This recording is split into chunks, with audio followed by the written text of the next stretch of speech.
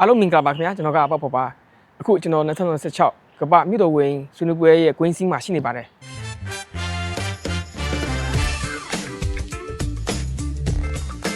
ကျွန်တော်ဘာလုပ်နေလဲဆိုတာမိုင်းကြည့်စမ်းပါလားမြန်မာအတက်တော်တူကိုကျွန်တော်အင်တာဗျူးနေပါတယ်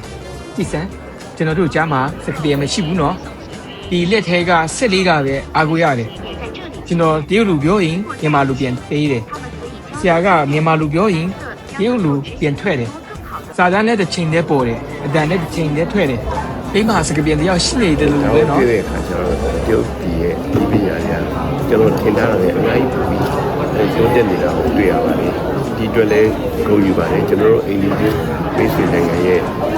ဒီအောင်မြင်မှုကိုဂုဏ်ယူပါတယ်ကျွန်တော်လည်းဒီကနေရန်နေတော့ဘုဒ္ဓအချက်တွေကြည့်ပြီးတော့ကျွန်တော်တို့နိုင်ငံမှာလည်းဒီလိုမျိုး